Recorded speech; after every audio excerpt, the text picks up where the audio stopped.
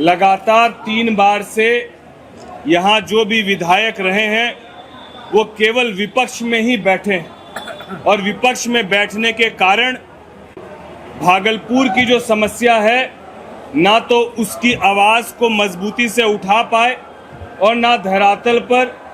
तमाम लोगों की मूलभूत समस्याओं के समाधान को सुनिश्चित करा पाए। अब ये समय है कि क्या आगामी आने वाले 5 साल के लिए ये मतदान जो भी हम लोग करेंगे ये आने वाले भागलपुर के 5 साल के भविष्य को तय करेगा। इस बार कोई ऐसी चूक ना हो जाए कि फिर से एक ऐसे विधायक का हम लोग चयन कर बैठे कि 5 साल तक फिर भागलपुर का जो जनप्रतिनिधि है वो विपक्ष में बैठे। इस बार ज़रूरत है कि सरकार के साथ बैठकर भागलपुर की समस्या के समाधान को सुनिश्चित करने का जो काम करेगा, ऐसे हमारे एनडीए के प्रत्याशी बड़े भाई रोहित पांडे जी के लिए मैं समस्त भागलपुर की जनता से बतौर डिप्टी मेयर भी 5 साल आपके बीच सेवा करने का मौका मिला है और अभी हमारे बीच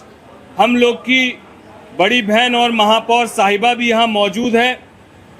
और जितनी सेवा कमोबेश जितना आशीर्वाद आप लोगों ने सदैव दिया है, सबसे यही अनुरोध है कि इस बार सब जात पात धर्म मजहब से परे भागलपुर के हित को देखते हुए एनडीए के प्रत्याशी भाई रोहित पांडे जी को अपना समर्थन दे, अपना आशीर्वाद दे। और ये भी मैं आपको विश्वास दिलाता हूँ, खगड़िया से सांसद होने के नाते लोकसभा के सदन में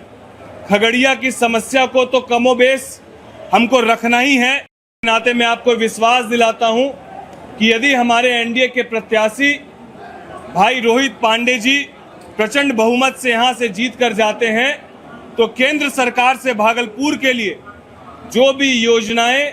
जो भी बातें जो लोकसभा के सदन में रखने की जरूरत होगी, बड़े भाई यहाँ के सम्मानित सांसद अजय मंडल जी तो रखेंगे ही। मैं भी आपको विश्वास दिलाता हूँ कि यहाँ की समस्या को मजबूती से लोकसभा के सदन में रखने का काम करूँगा। तो इस बार केंद्र में एनडीए की सरकार है,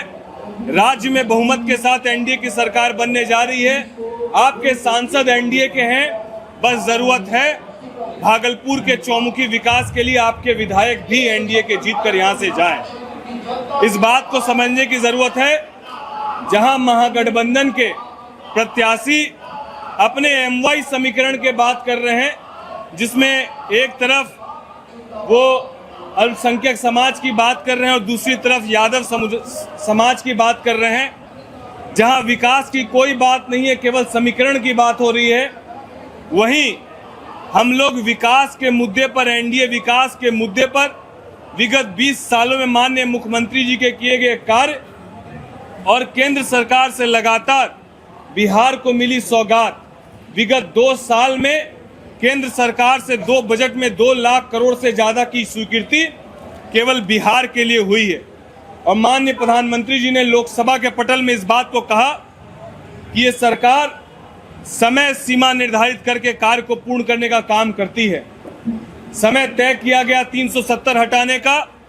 370 हटाया गया। समय सीमा तय की गई राम मंदिर के निर्माण का, राम मंदिर का निर्माण पूरा हुआ। समय सीमा तय कर ली गई मां सीता के मंदिर के निर्माण को पूर्ण करने की,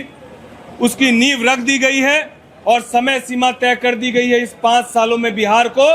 विकसित प्रदेश बनाने की। तो केंद्र सरकार का सहयोग पूरी तरीके से राज्य सरकार को है, केवल आप एनडीए के प्रत्याशी को जिताकर भेजने का काम करें, कमल छाप पर अपने बटन को दबाकर अपने एनडीए प्रत्याशी रोहित पांडे जी को भारी बहुमत से जिताने का काम करें, तो भागलपुर के विकास को कोई नहीं रोक सकता है। मुख्यमंत्री जी ने सभी एनडीए के कार्यकर्ताओं ने और माननीय मंत्री और पदाधिकारी गणों ने, सब ने एक मत होकर एनडीए पूरे मजबूती से एक साथ होकर चुनाव लड़ रहा। और पहले चरण के मतदान के बाद जिस तरीके से एनडीए के पक्ष में एक बड़ा बहुमत होते हुए दिखाई दे रहा है, यह स्पष्ट है कि एनडीए की सरकार बड़े बहुमत के साथ बिहार में बनने जा रही है। लेकिन इसमें यह बहुत ज़रूरी है कि भागलपुर भी उस एनडीए के बहुमत के साथ यहाँ पर अपना विधायक चुनने का काम करे।